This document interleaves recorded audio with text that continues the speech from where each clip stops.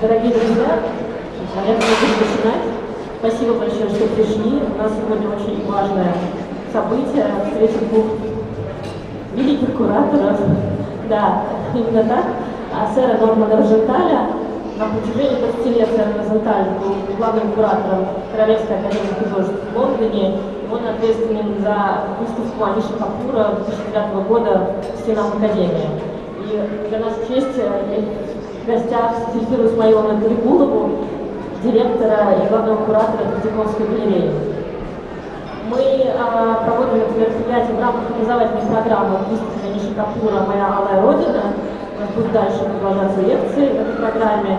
И я благодарю Британский Совет, нашего партнера в создании этой программы. Спасибо. Hello, ladies and gentlemen. First of all, I hope you can all hear me. Would it better if I speak like this? With a microphone in this rather crazy hall, this wonderful hall. And first of all, can I say what a huge honor it is to be here, and even greater honor to be with my old friend Zelifer, who's now the director of the Tretьяковской Gallery. I think that her appointment, which is relatively recent, is one of the most wonderful signs for art in Moscow, which is after all the capital of one of the great countries of the world, and that she should be the director of the Tretьяковской is huge cultural hit, which is very, very important, because she's a wonderful person. I've known her for many years, and I think it's absolutely extraordinary. And I'm totally surprised in the happiest way that she's in the position that she occupies. I went to the Tretьяковской yesterday, I saw the Serov exhibition, I saw unbelievable works of art that I didn't even know existed within, that had never been shown, I think, in the Tretьяковской before, because I thought I knew the lessons, but I clearly don't in terms particularly of the great years of the Russian avant-garde before the revolution, and just after the revolution, when in my opinion, and I think not only in my opinion, maybe the most advanced country in the world for art and culture, as well as literature and music, was Russia. I mean, those years from roughly, shall we say, 1910 to 1924. So, you know, we will agree with you, and we'll go up to these before. Yes, I absolutely agree with you. Oh, I see. Oh, I see. I'm very sorry. I mean, I need to speak more slowly, and also wait. Oh, I see. Something happened with the translation. Answering to your question, Norman, I absolutely agree with you, and I'm so happy that coming yesterday to the Tretьяковской, you had evaluated what you saw in a way you did. And plus to that, I wanted to remind that once in 2000 we were both co-curators of the exhibition Amazons of the Russian avant-garde held at the Royal Academy. So we are not only friends, we cooperated once in a very close way and much. And in order to make it really easier to have a dialogue with Norman, I will speak English, which I ask to excuse me, but that's the way it's better to handle this discussion. Thank you very much. It's a world where this is all slightly preliminary. We're going to come on to Anish Kапur in a moment. Okay, well, we'll be silent. Let's pray for the world.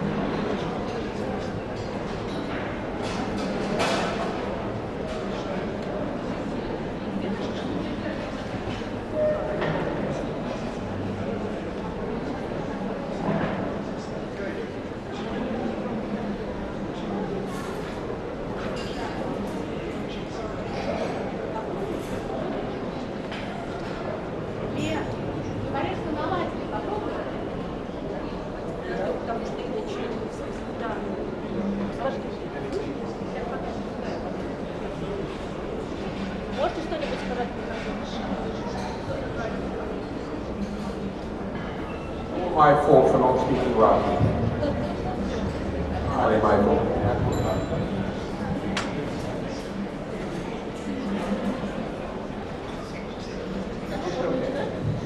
It works. We can start. I start. No, you, of course you. I don't like, I want this to be a very open discussion, but I've got two little statements that I want to read. One by myself, which I apologize, which is something that I gave to the press where I wrote quite spontaneously the other night, which should be the subject of this discussion, after which I will have these two, then we'll look through the slides quickly and then we can have a discussion. And I say, in a world where everybody seems to be falling into the abyss of crazy racial and religious intolerance. Not in Russia, by the way, but in many parts of the world, particularly in the all over the Middle East. Is it possible for artists to bear witness to the rational and the beautiful? Does that make sense? And the second question, Absolutely. and that's a question to which, there is a statement of Anish himself, my friend Anish Kapur. The work itself has a complete circle of meaning and counterpoint, and without your involvement, that's to say the individual, the audience's involvement, the individual, your involvement, each and every one of you, as a viewer, there is no story and no meaning.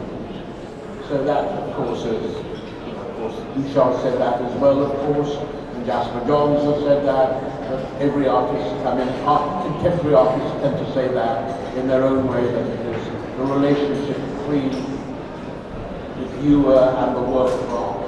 Crucial thing, and in Anish Kapur it's particularly important because there is a sense in which Anish wishes himself to be taken as a personality, to be taken out of the picture of his work, even though each work, like the work of every artist, is like a fingerprint.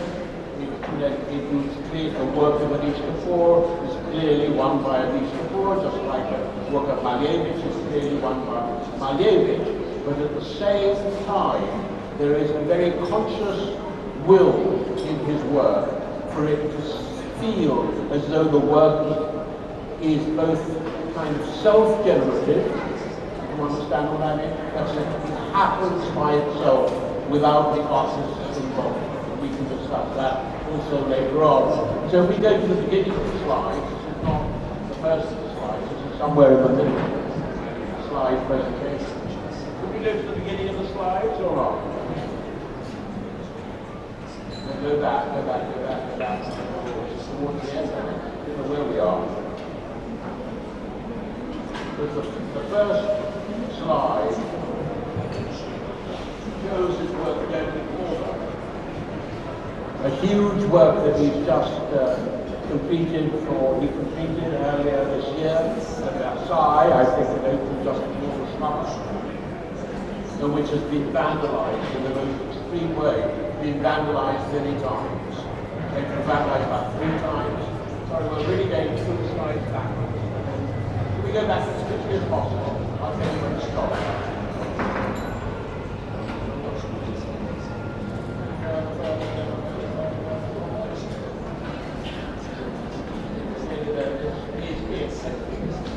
This is the first slide. This is the slide in its pristine condition. In the gardens of Versailles, the formal gardens of Versailles, you can imagine over here, the great palace of Versailles, as it were, where you were sitting, you're looking down on it, into this extraordinary object, which is both vaginal and phallic in many respects, but also looks as though it has risen out of the earth in the most fantastic way, painted red in parts.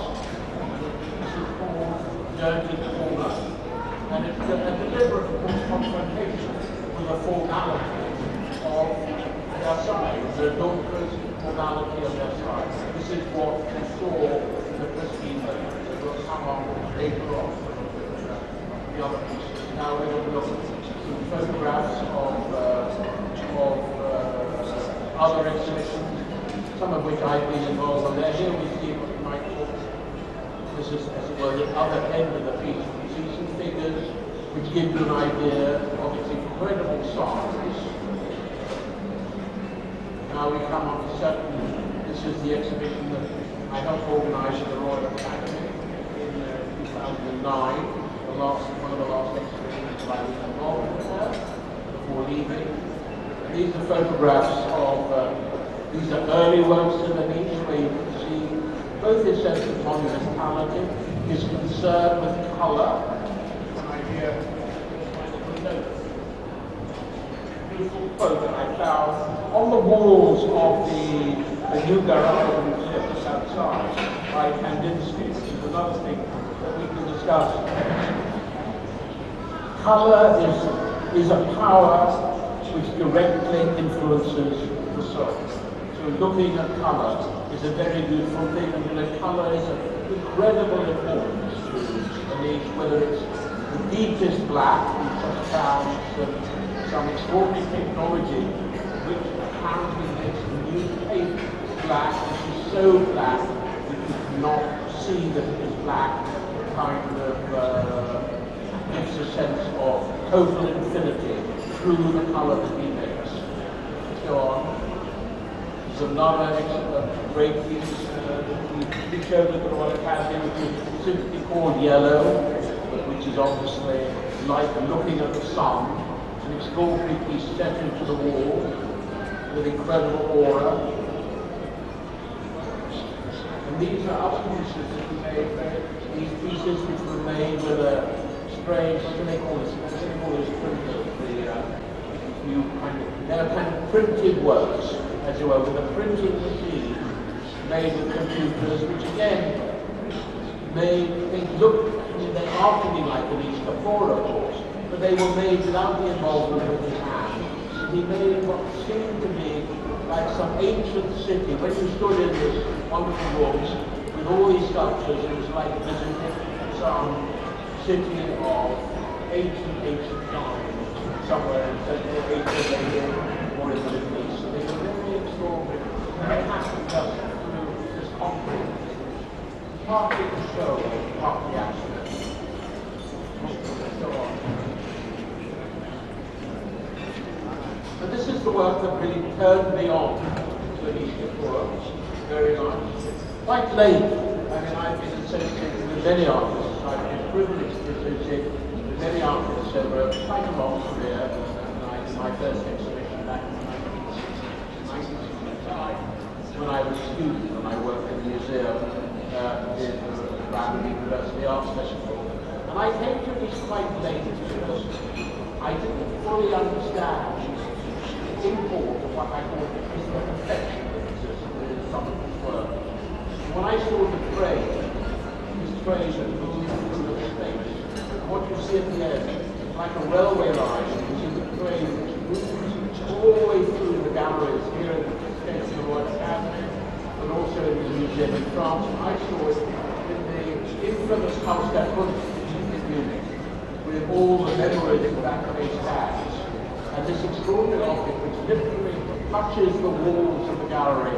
It's a kind of train which moves. And you know, the kinetic is a very important thing in the work.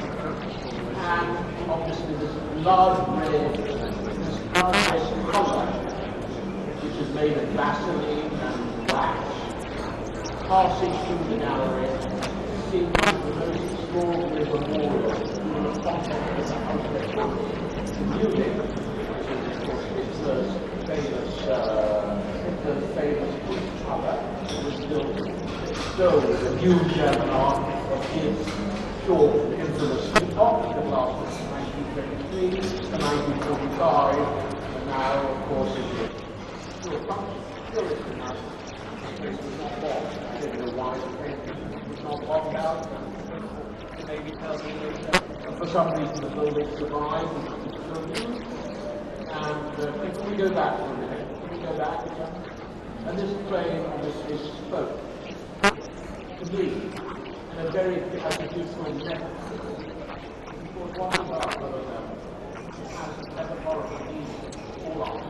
Metaphorical meaning has to be understood as a metaphor of the tragedies of that time, all over Europe, Ukraine, the British country, I won't say more.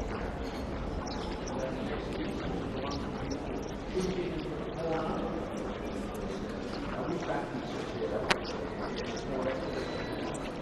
It is such technical stuff. People love it.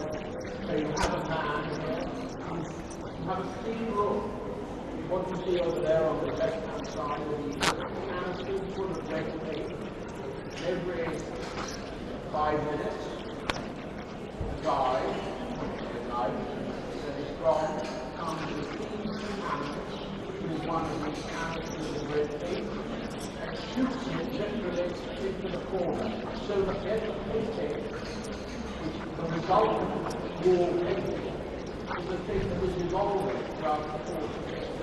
It is not something simple. It is, again, one of the very beautiful and extraordinary accounts. Here we have another exhibition by in Istanbul, on the Bosphorus. Here you see one of the skyscrapers. When I first did it, the only one that I really knew, and I felt giving at that time I was but I thought I applied off now. You know what? Now I come to see it as a metaphor of trivial time and mathematical perspective. Particularly in Istanbul, where some of these words are great and they are extraordinary ways they were they seem to be like what I call this about Indian artists and so on, and that's where it comes from. This was an exhibition in Istanbul, which somehow took work in the very first time on the secret part of his work that the way he gets extraordinary stones all over the world.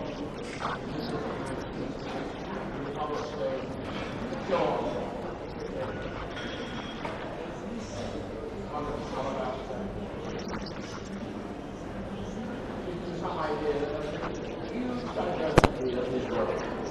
Huge diversity. So often. The wonderful stones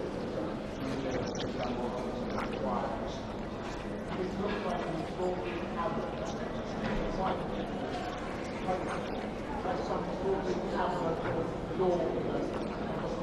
What law is this? Cabinet fucking out inside our detailed up, intact mirroring nature. Incredible black stone stars. Very, very good. Go on. This is some stone yard where he actually does the work. Carry on. And this is another exhibition that I was where he did this piece, which is of course a great copy from our the Red Circle in Berlin, where of course the Rational and that's a big part of the deviation of the Russian avant-garde. It takes place in 1960 in Germany and in Berlin. We made this huge film for the Martin Grossman style, where many years ago I did was involved in strike places. And you have these cracks in which the wax went up and then fell onto the floor. And you can see it's going upwards, not downwards. So it's falling, there's a chain downwards.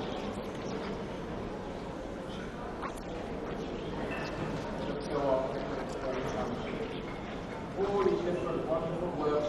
Some may look as though we go back to that last one. So let's go back two more. Which again looks as though the stone picked out of nature. It's captured in the variety.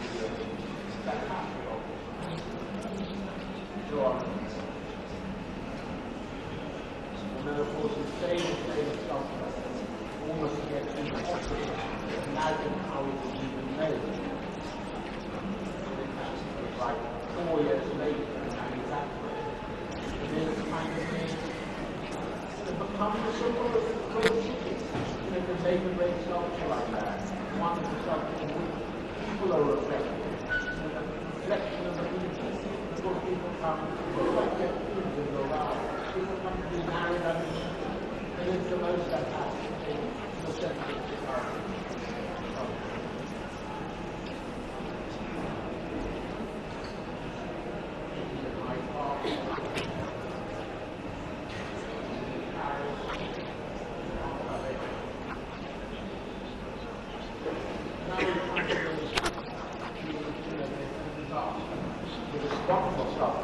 then we look at more slides for Christian.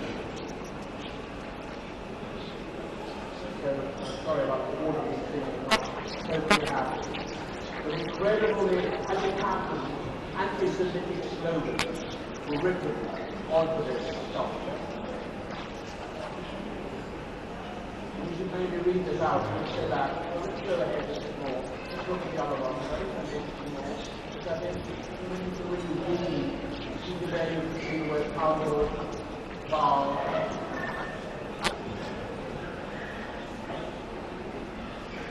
against, white king. If one was thinking that the protocols of the elders of God have not gone away. Here you see something we go back to the other direction here. So let's just listen, let's really just use this mistake. Once again, my work says the former become receptacle, the dirty politics of anti-Semitic language, racist in right-wing oil. Vandalized culture now looks like a graveyard. The school, the stones are now gravestones. Marking the wordless politics of a fundamentalist bigotry. Dirty corner allows its dirty politics to expose itself fully to clear, neutral speech. At a time when we, certainly in Western Europe, need to have such a passion for thousands of refugees on the road in Europe, anti-Semitic racist attack on dirty corners, the shattering of their science courage, brings to the forefront the intolerance and racism that is in our midst. Dirty corners become the vehicle for the expression of our anxiety on the social system. The other,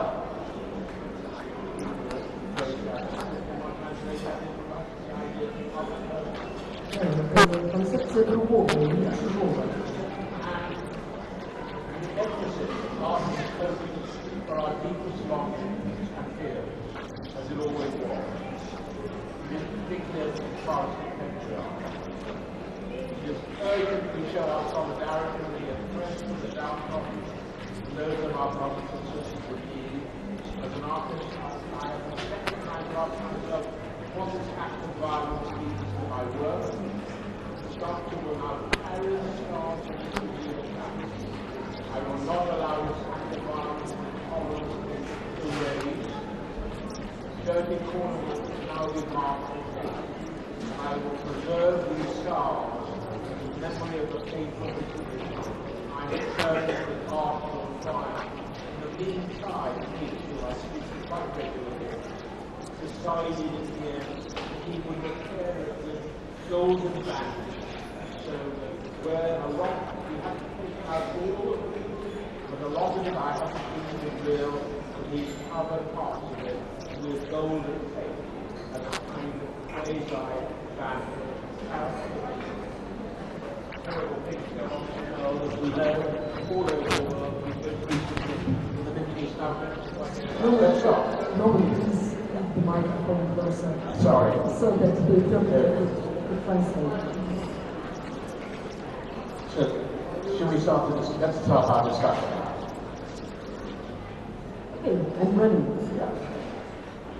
Well, I mean, in a sense, we have an exhibition downstairs, a small exhibition, a very beautiful exhibition where you see this piece, My Red Homeland, which is redolent of what I call is incredible red as a kind of big issue for me, the power of red, blood power of red, become a big issue for him. There is the mirror piece, the yellow piece, and again a piece which kind of speaks of infinity. And the question is, to what extent maybe you feel this shit's happening, or there is of course the rationale that you know about. It dealt with infinity in a very stable way. Now, nationalism in terms of big Russian schools, the Russian school, the British school, the French school, and so on, art now has become a kind of huge international factor. To what extent do you feel that nationalism still needs to play a role in art from the Russian museum? Sorry to keep going on.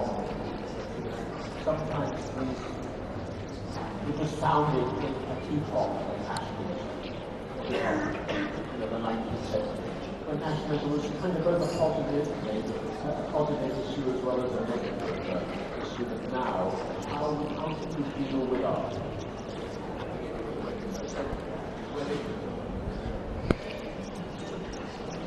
It's a very interesting question, and I'm asking similar questions to myself almost every day. Because really we live at the time of globalism and the complex all over the world in the field of art, first of all, are becoming closer and like the art of Anиш Kapur,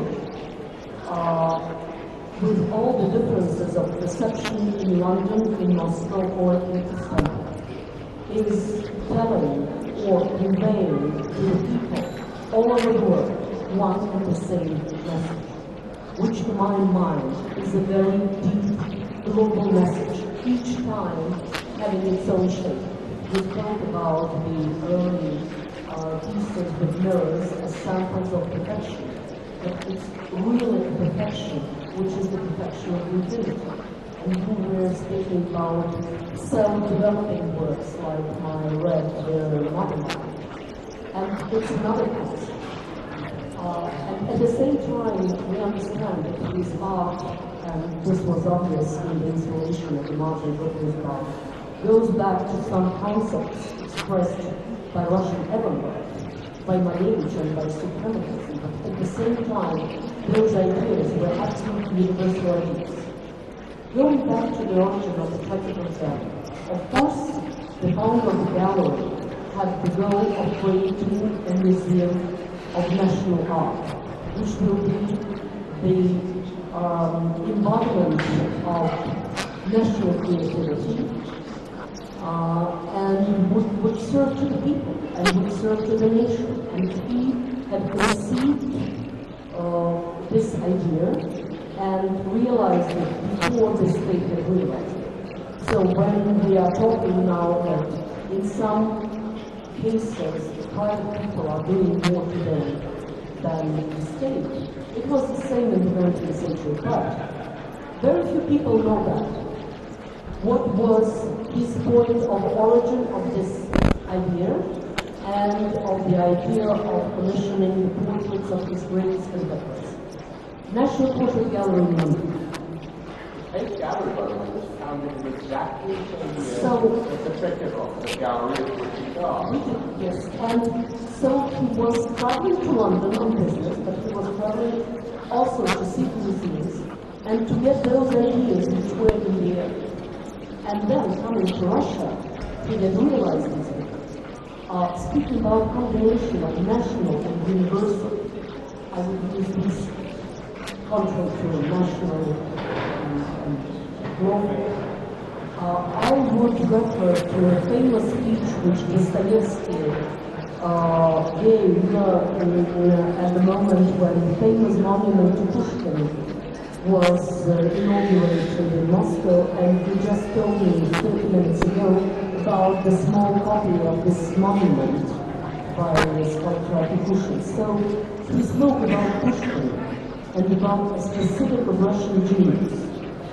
and about the all-world universal reactiveness of Russian creative genius, which absorbs all what is interesting and great in the world and produces some absolutely different quality and specific. So, going back to the core of the question, I think that today art should be national, as we all still live in our countries. And all of us are the product of our time and our country. But at the same time, we should try to express and to follow universal truth and universal concepts which reflect not just what Russia is today or what Turkey is today, but which reflects what the whole world is today. So, to my mind, it should be a combination of both. And I'm for the art, which is more universal and general, appealing to the whole of the world, and not to the art, which is addressed solely to its own local, limited, local minds, limited audience. If I have answered to your question.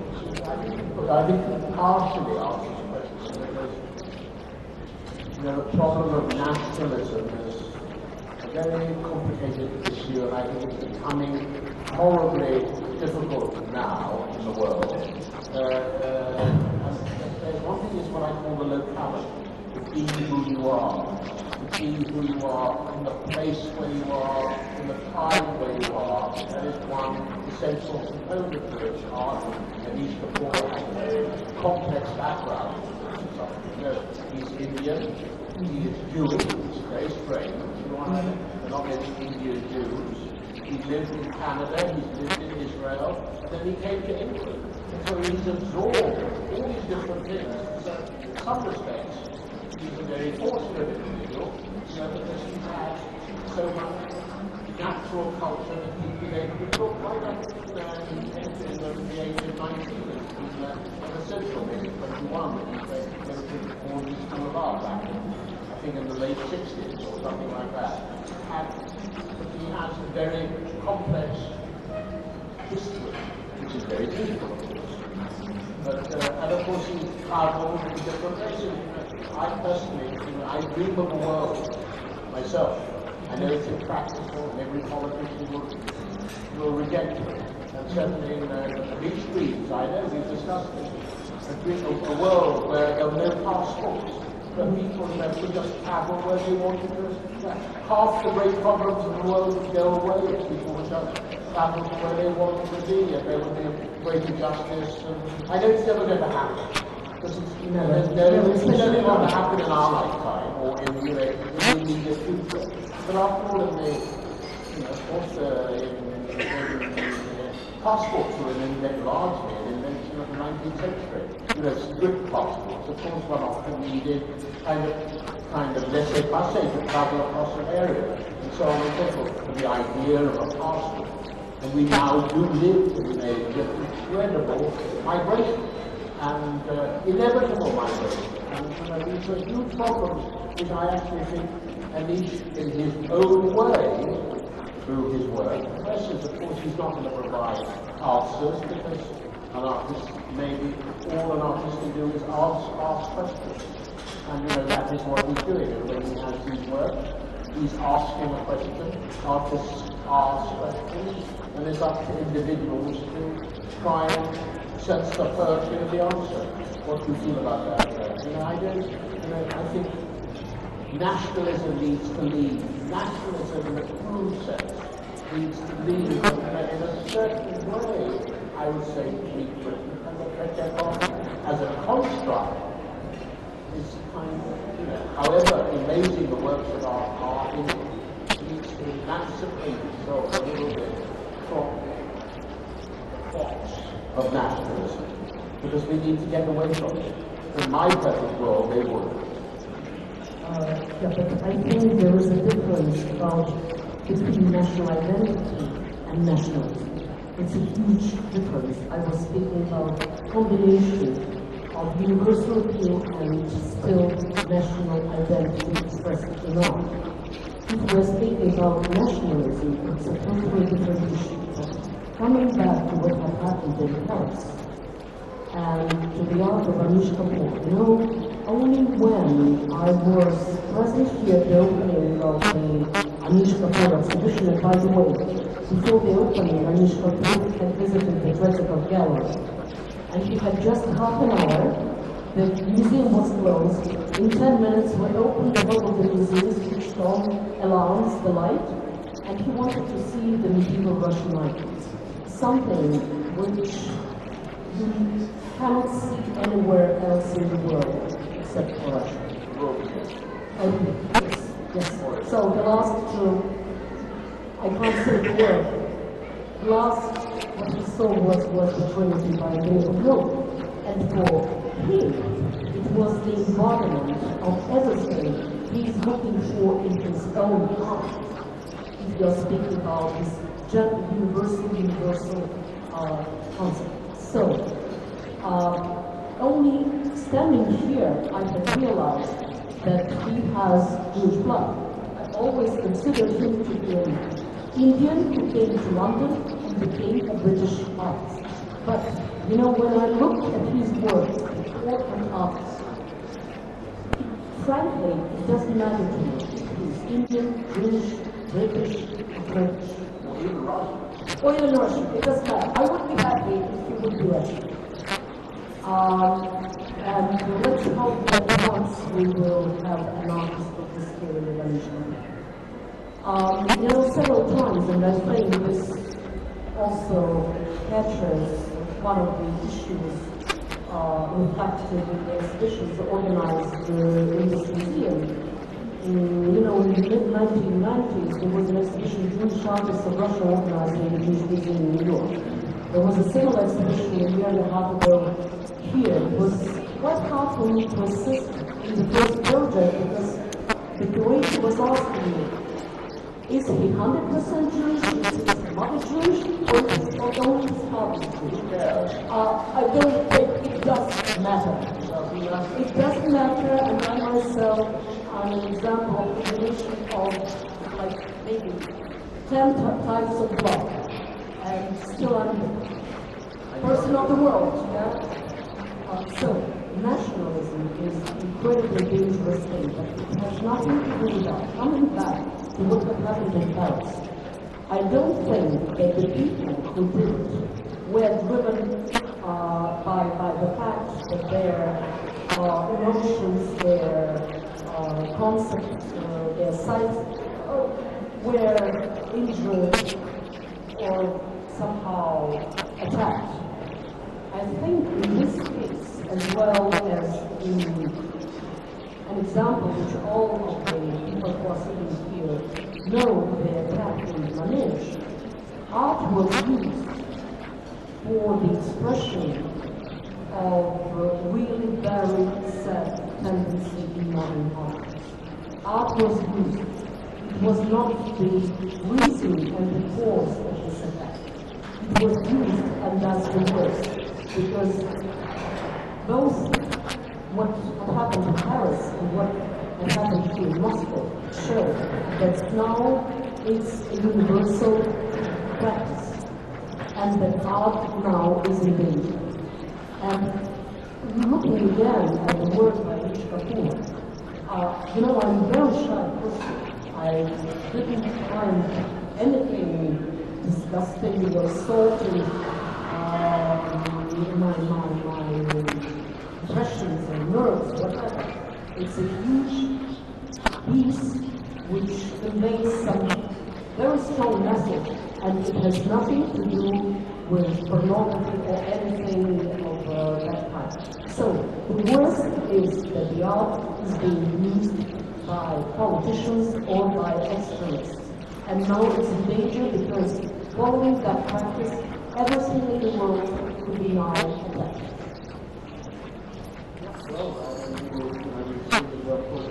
What I call the iconoclastic situation that we saw on in Syria. Of course, it's not the first moment of iconoclasm in terms of culture, and it won't be the last.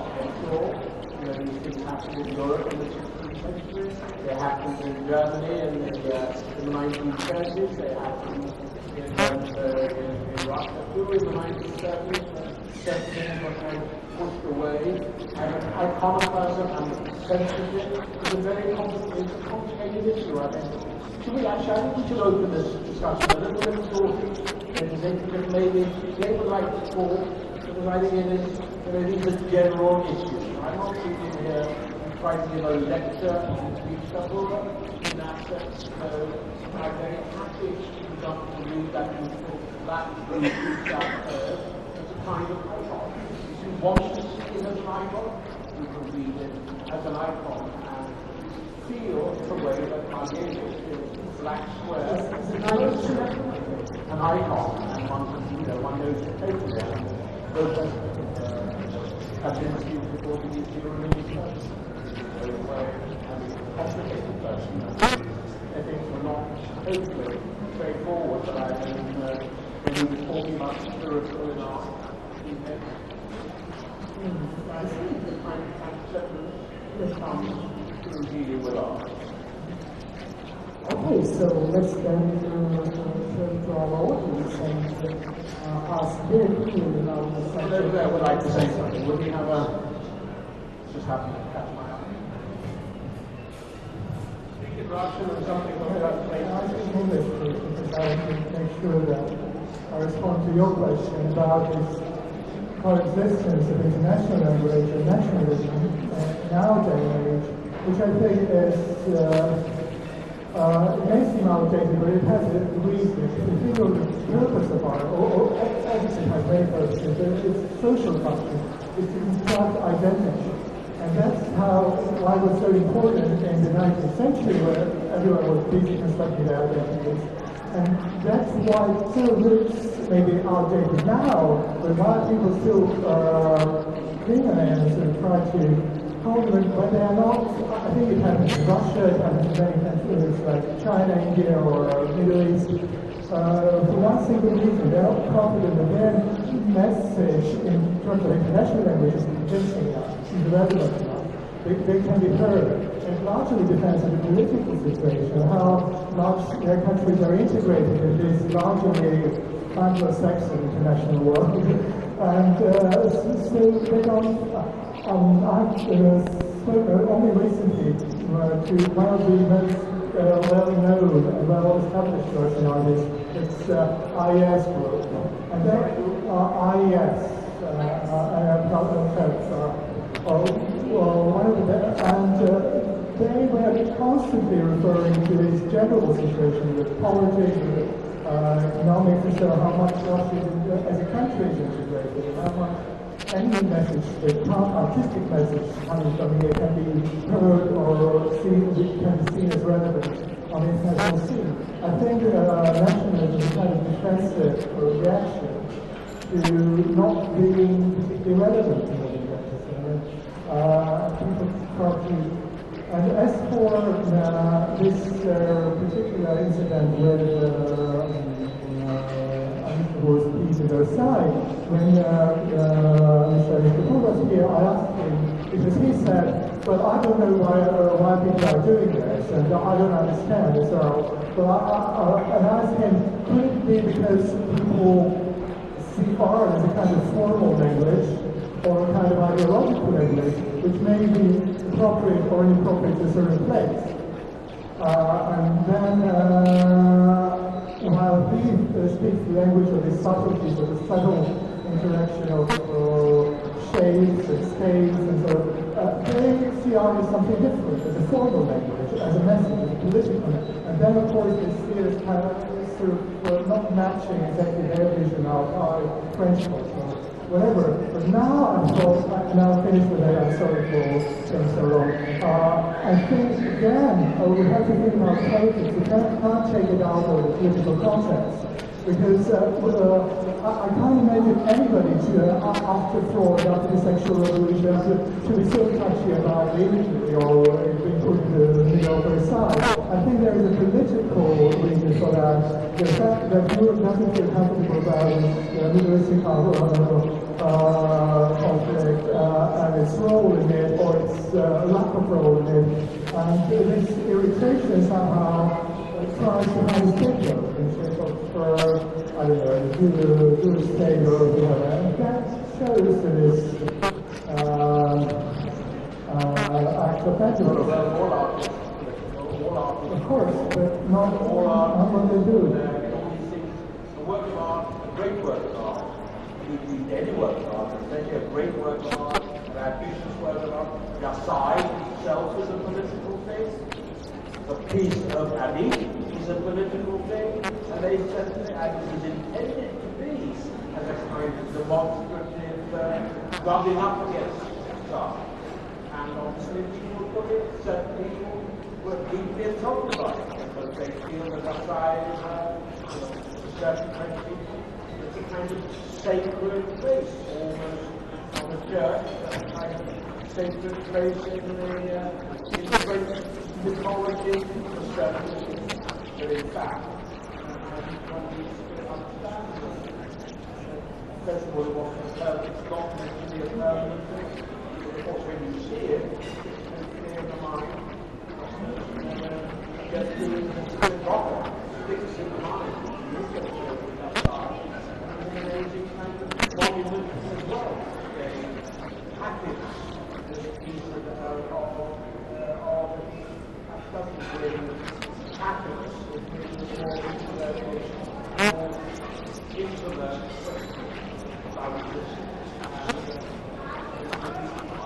Very difficult. Certain people find this difficult, and what does one say? Is it right to do this? Is it wrong to do this? I don't know. But I personally think it's a great thing to do, is to make a statement. Supposing this piece was, supposing it was into Red Square, what would happen? Would it be a terrible thing? I think they run a huge company by being so Red Square would have rather amazing Red Square. I think people could arrive around it would be the Red Square. So this Red Square would be an amazing object. It would do things. It would change the world. Change people's perspective. Artists about change as well. And there's also written on the wall of the garage. To make people free is the aim of art. Therefore, for me, art is the science of freedom. I think they've done a huge compliment by reacting to works that are ways. The worst thing is to remain indifferent for it. But for the rest page, it has to find a different message.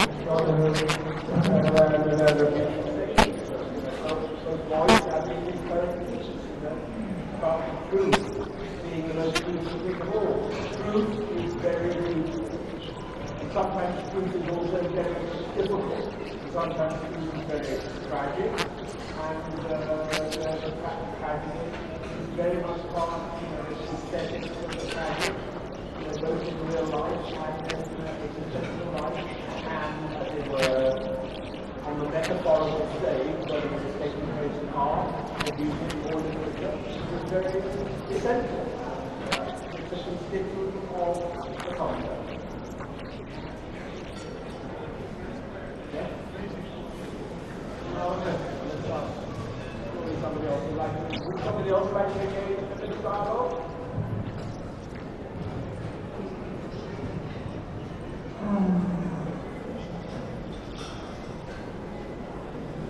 Спасибо. Если вы слова, я могу немножко улыбнуться, когда я даю в сторону, поскольку вы говорили совершенно ответные вещи, что там есть длинные, как бы отвечать которые есть художники, и я представила себе, сколько можно, как много фактов работ авангардистов гуляет по жизни, как трудно это сделать, как Аниша Капура, и зарегулировать. Но сейчас я хотела обратиться к двум присутствующим, не только как куратором, но и как администратором. И выступили это ключевое понятие толерантности на уровне административных проблем. Насколько трудно чувствовать себя, чувствовать себе возможность, желание представить, как выглядит эти новые слово уже сложившиеся институты со своими традициями. Я хочу обратиться к господину Розенталю и вспомнить 97-й год.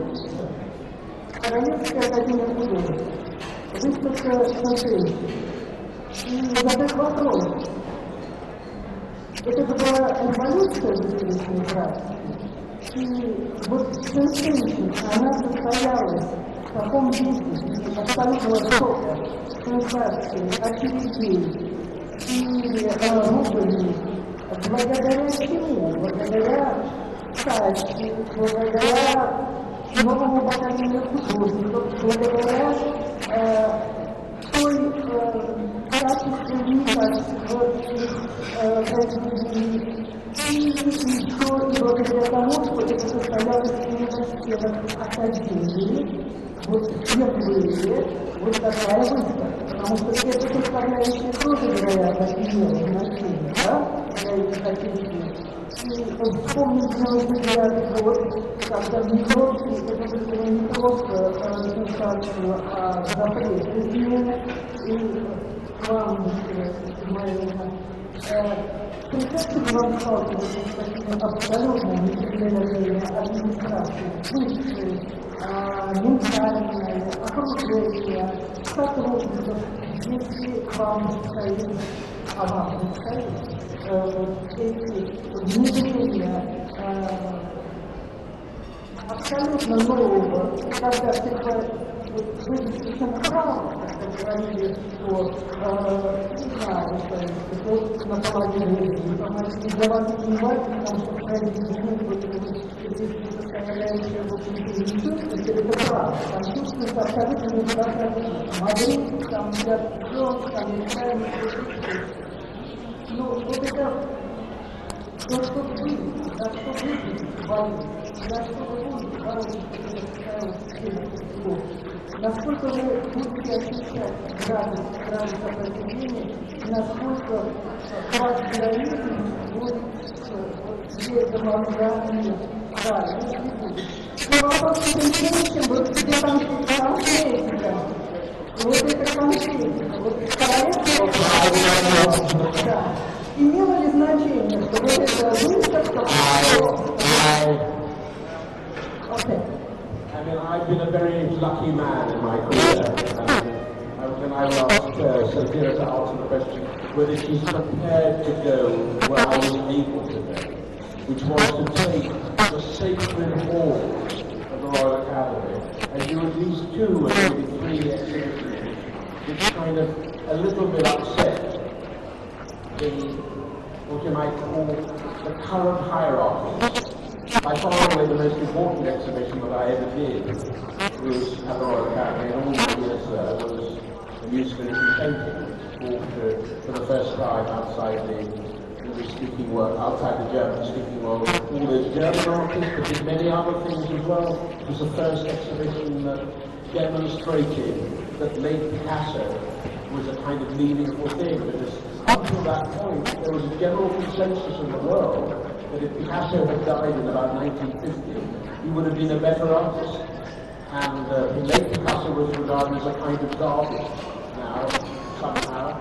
I remember even working with my 2 colleagues that were curating in that. My friend Christos Yokinides and Dick Sirota, the now director of the Takeout Center.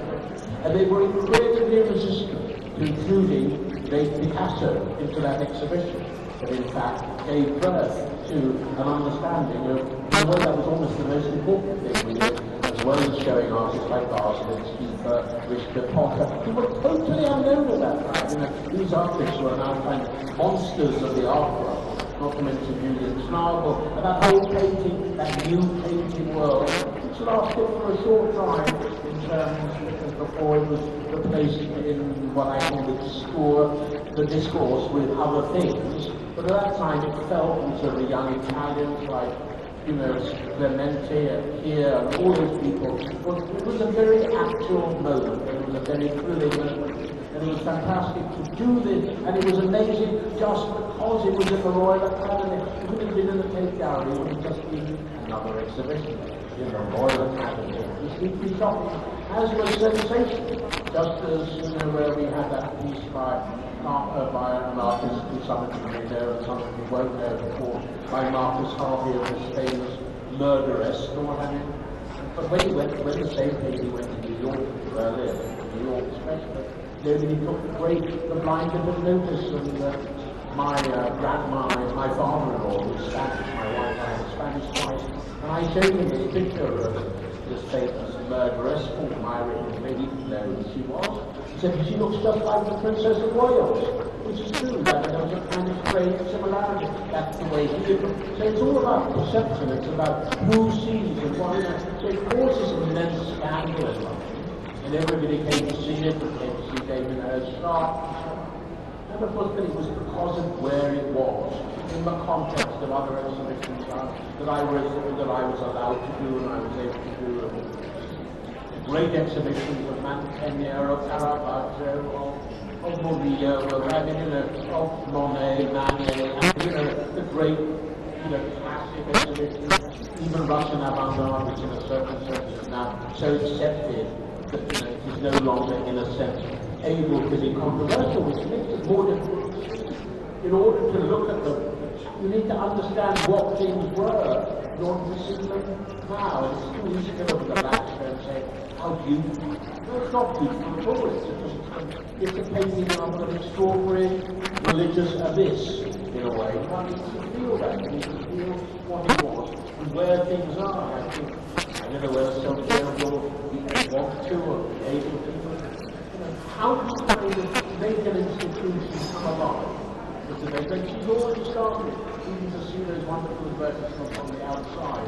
The suddenly turned what was a rather boring 60s building into a very enticing, exciting place, I think. And then looking across the river and seeing it, really absolutely wonderful. Congratulations. Thank you, Mr. Norman. Really, it's hard now, after so many exhibitions of great living artists at the Royal Academy, to understand how radical these exhibitions were, especially the German exhibition. I remember, I got for Christmas, we meet the catalog of that exhibition, and it was starting even for us in late or early 90s. Even when I went to London in 2009, to see and went to the Royal Academy to see the Anish Kапur retrospective.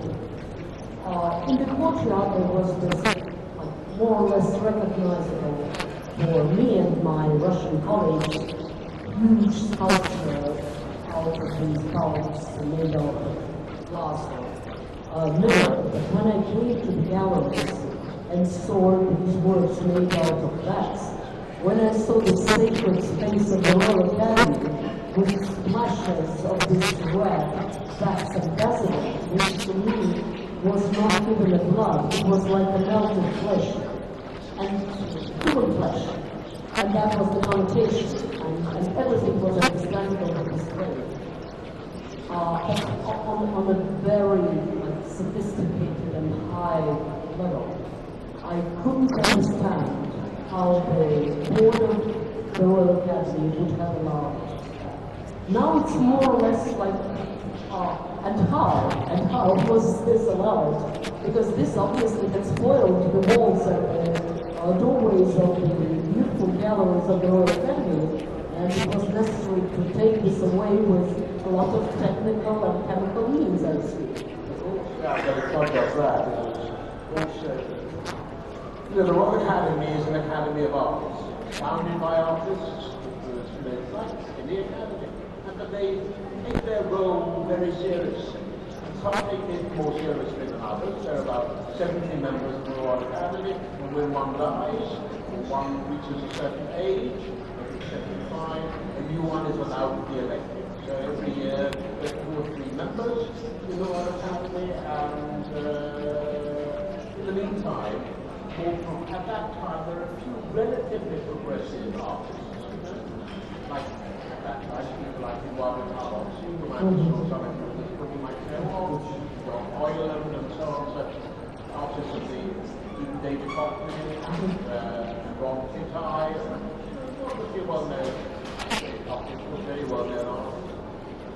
And when I did the newspaper thing, the progressive art, not the conservative artists who were against it. It was the progressive artists who were against it.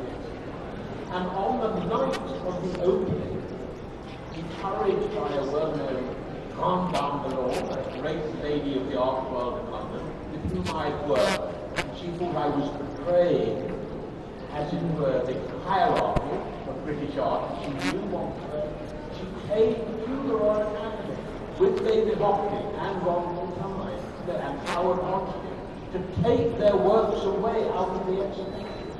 And if it hadn't been for the fact that famous British art critic David Sylvester was in the room at midnight, this was at midnight the day before the opening, and he persuaded Ron Kittai and David Hockney not to take their works out of the exhibition. I mean, it's a huge scandal. And then, I would get, certain members of the Royal Academy calling me literally, and if I say this, maybe some of you will understand, calling some Jewish magic love shirts.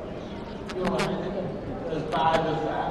You know, and I was really insulted. I was even accused of corruption, being in the hands of dealers, and I always went to the court. You know, we had kind of exchange of letters on it.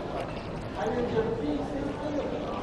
At the same time, you know, the exhibition is sometimes individual, somehow, perhaps I think if one is an art Europe, I think the only thing to do is to subvert as well as to, you have to both subvert in order to secure the future.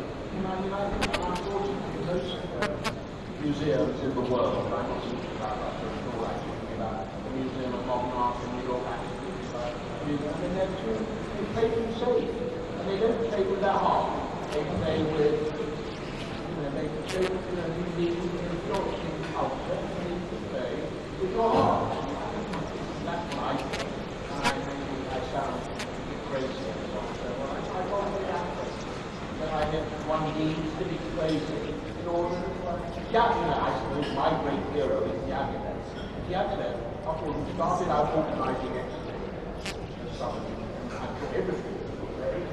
He started out organizing exhibitions of Russian 18th century portraiture. I think those risks that he still planned, he is the hero. And then in my next life, I will probably be involved with a theatre, with opera, with ballet, and they were allowing artists and musicians to make new works for what I think the stage and so on. I do that in my way. One is, in some ways, a prisoner where one finds oneself. And I was lucky enough to find incredible support amongst the most conservative members, but also very cultivated members of the Royal Academy, who allowed me to do what I did. So I think it's not a progressive artist, but slightly more progressive artist. It was the conservative artist who allowed me to do what I did. Very strange, because they didn't feel threatened. And others, the more progressive artists, felt very threatened. So it really shows that those years were like the heroic years, and it was like that almost everywhere. Unfortunately, people now become much more cautious and yes, and plus to that, the role of the market. But going back to the Royal Academy, it's interesting that now it's a kind of a trademark of the Royal Academy. That's my observation, maybe I'm wrong, to make big exhibitions of great cult figures of contemporary art, like Anthony Cooper and then Ai Weiwei. And it seems this is becoming in itself like a trend which exists as a trend. But that's my observation. Coming back to the second part of your question, and I don't want to revert from answer to it.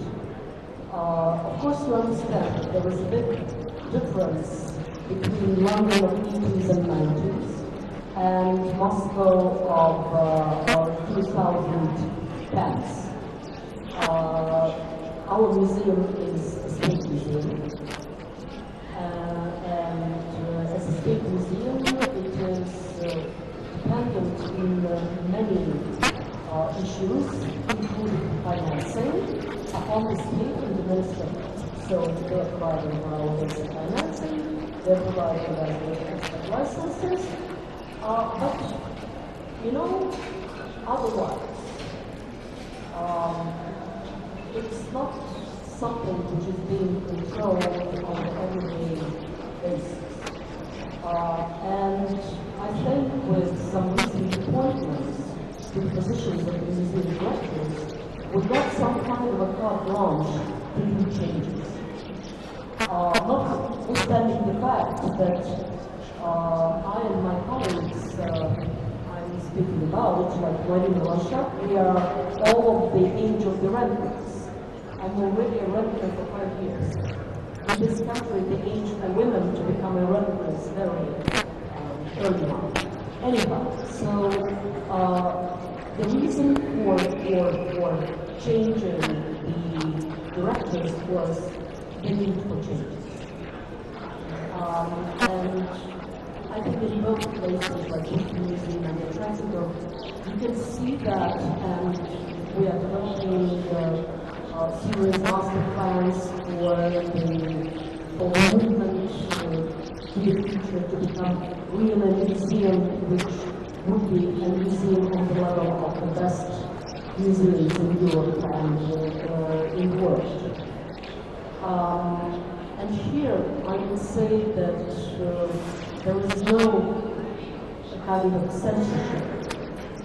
The censorship is inside people's minds and mentalities. So though my board of trustees and the authorities and the ministry which have allowed the international competition for the master plan or have allowed serious foreign consulting companies to work for us, at the same time, like one of my staff members wrote a letter to the President of the Russian Federation accusing me that I'm an American spy. And depending on the concept and some ideas which are being implemented by people from the West. I didn't tire her to shoot herself on the street after she understood that a lot of females might possess these things. It took me some serious efforts to explain to the people what do I and the people with whom I work, what do we want, why do we make these changes. And I think that it doesn't matter really much whether you are doing an exhibition of the minute or you are doing an exhibition of Iliya. Because if you are a Royal Academy or a Tretьяковской gallery, you can't make exhibition of the works of artists who just stepped in this field. Your status requires some certain serious figures. And we are ready to give the ground to artists like Iliya Kapur, with the works of one of my most favorite artists, unfortunately, it's not anymore here. We started a kind of interventions of contemporary artists like Iliya into the permanent installation. And that's what we want to do, both in London and in the festival. To give some galleries to contemporary curators, to make installations following the contemporary perception of art, in classical art. We will give the ground to contemporary artists to make specific, site-specific projects which are related to the collection of the Tretьяковской gallery, both to the classical part of it and contemporary one. I would be happy if we could house the works of the artists like Anish Kapur, but unfortunately our floors can't stand that weight. Red Square could be fine. I'm not responsible for the Red Square. My territory is just the building of the Tretьяковской Gallery. Even the ground around our buildings belongs to Moscow. So what I can do and my staff can do, we can do only inside those buildings. Apart from that, it's not like But one doesn't really sense, one does a sense of little bit in the Tate Gallery is a sense of more. This, what is the creativity in Moscow and having larger Russia today? It's not like you have to go and see a beautiful exhibition by a youngish artist here, Mr. Andrei Baknev, who is here this evening, but I just happened to see a guy who was absolutely wonderful and very surprising. His incredible pastels, which are just very, very astonishing, incredibly competent and beautiful. And I'm sure there's a great deal more. And somehow Russian art is not, in spite of biennales and so on and so forth, unlike Chinese art, it really hasn't penetrated into the consciousness of the larger world. And I think that Anиш Kapur has penetrated into the consciousness of the larger world, and somehow more space needs to be given to, also mental space and international space needs to be given to thinking about how one mediates the contemporary Russian art. Even now, if I close my eyes and think of contemporary Russian art, I'm afraid I think of Kabakov. He's a great friend of mine. I know him well. I've written about him, and I love his work. And I think he's an extraordinary artist. But there has to be art after Kabakov.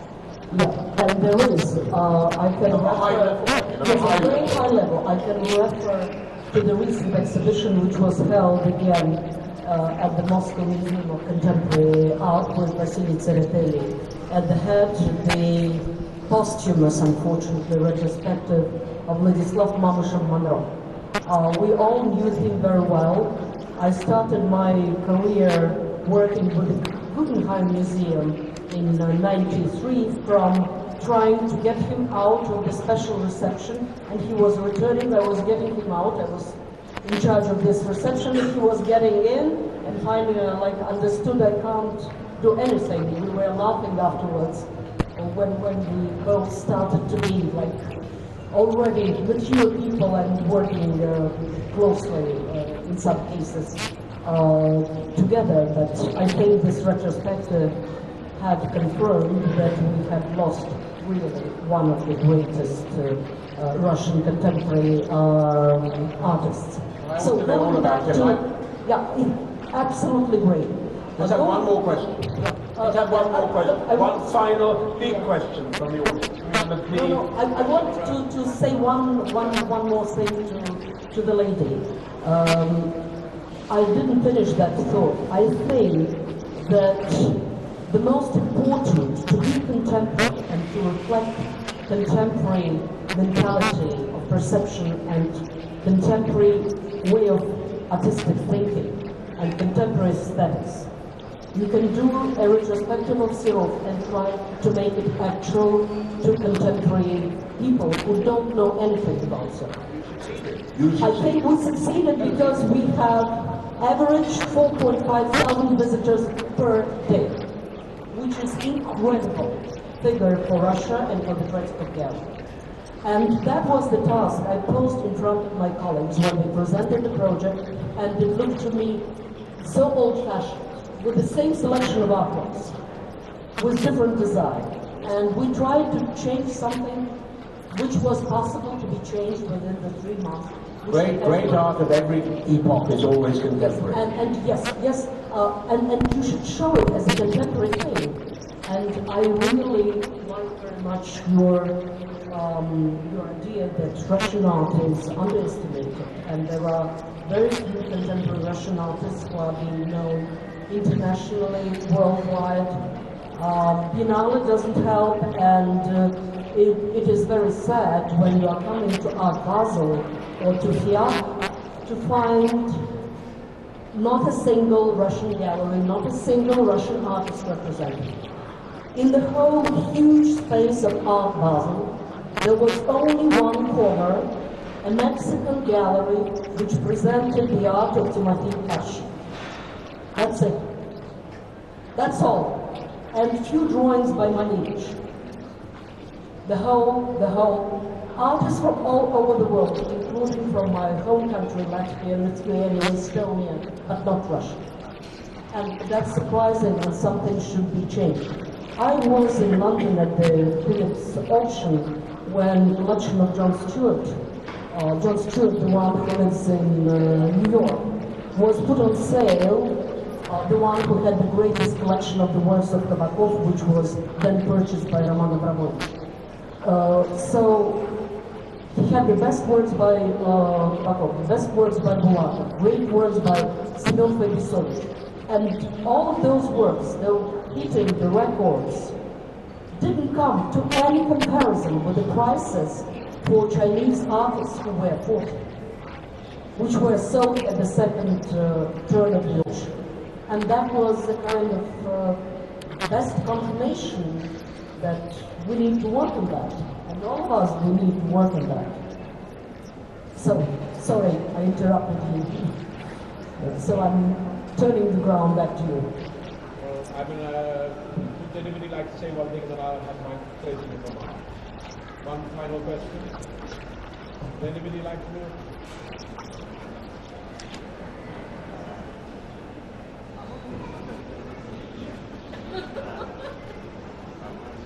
Have we talked enough about Anish? Anyway, I happen to think that Anish is one of the great, I personally think he happens to have a British passport, but he's a great international figure.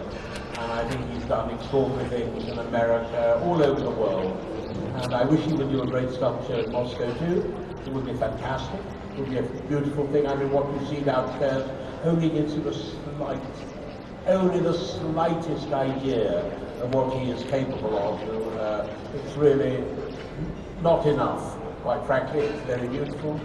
And all I can say is that I long for a Europe, which I would say my own personal thing, I long for a Europe where Russia, the great country of Russia, is part of, the country of Dostoevsky, the country of Tchaikovsky, the country of all Shostakovich, and so on, is part of, as it were, the European world in every way possible, because that is my dream, because Russia is an extraordinary country and I'm very honoured to be here and want it to be closer to us in every possible sense.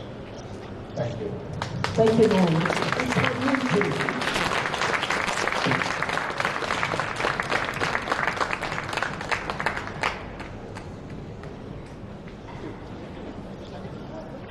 Спасибо большое. Thank you so much.